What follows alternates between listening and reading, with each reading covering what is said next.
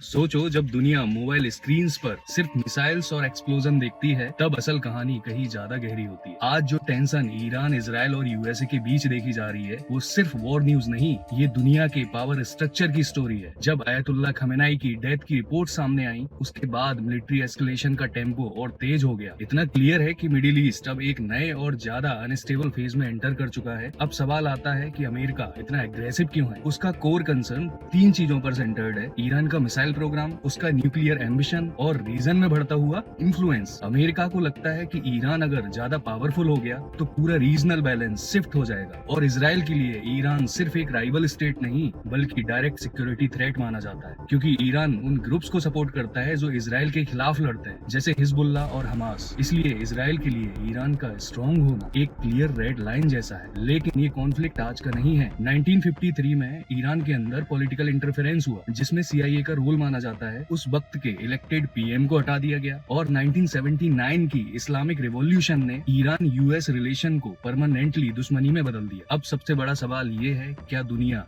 Rule based order से power based order की तरफ जा रही है? थ्योरी में दुनिया को इंटरनेशनल लॉ और इंस्टीट्यूशन जैसे यूनाइटेड नेशन के रूल्स पर चलना चाहिए, लेकिन रियलिटी में जब कोई कंट्री पावरफुल होती है तो पहले अपना इंटरेस्ट देखती है, रूल बाद में। इराक वॉर हो या टारगेटेड मिलिट्री स्ट्राइक्स, पैटर्न बार बार रिपीट होता है। इसी माहौल का इफेक्ट ग्राउंड पर भी दिखता है। कई जगह US एम्बेसी के सामने प्रोटेस्ट हुए और उन पर अटैक हुए। वियना कन्वेंशन होस्ट कंट्री को एम्बेसी की प्रोटेक्शन का जिम्मा देता है, लेकिन जब पब्लिक एंगर एक्सप्लोड होता है तो रूल्स अक्सर सिर्फ पेपर पर रह जाते हैं। साथ ही ईरान उन गल्फ कंट्रीज पर भी प्रेशर बना रहा है जहां अमेरिकन मिलिट्री प्रेजेंस है, जैसे UAE और सऊदी अरेबिया। और कई लोग पूछते हैं क्या ये शिया सुन्नी फाइट है? थोड़ा आइडेंटिटी एंगल हो सकता है, लेकिन असली गेम रिलीजन का नहीं, जियोपॉलिटिक्स, इन्फ्लुएंस और कंट्रोल का है। अब अगर भारत की बात की जाए, इंडिया हिस्टोरिकली नॉन अलाइंड रहा है और आज स्ट्रेटेजिक ऑटोनॉमी की बात करता है। लेकिन सच ये है कि ग्लोबल पावर सिस्टम आज भी लार्जली अमेरिका के अराउंड घूमता है। जैसे ऑपरेशन सिंदूर के दौरान ये कहना डोनाल्ड ट्रंप का कि हमने सीज फायर कराया है, इसी पावर पॉलिटिक्स को दिखाता है। ऑयल का एग्जांपल लीजिए, अगर इंडिया ईरान या रसिया से ऑयल खरीदता है तो सैंक्शंस और टैरिफ का प्रेशर आ जाता है। इंडिया का बड़ा oil import route strait of Hormuz से आता है। अगर यहाँ टेंशन बढ़ी तो फ्यूल प्राइस और इन्फ्लेशन दोनों पर असर पड़ेगा। साथ ही मिडिल ईस्ट में रह रहे लाखों इंडियन वर्कर्स की सेफ्टी भी एक सीरियस कंसर्न बन जाती है। तो क्या ये वर्ल्ड वॉर 3 का सिग्नल है? अभी तो ऐसा कोई क्लियर इंडिकेशन नहीं है, लेकिन एक बात बिल्कुल क्लियर है, दुनिया पहले से ज्यादा अनस्टेबल हो चुकी है। और ये जो सब कुछ हो रहा है देख के लगता है कि आइडियल वर्ल्ड में दुनिया रूल से चलती है, पर रियल वर्ल्ड में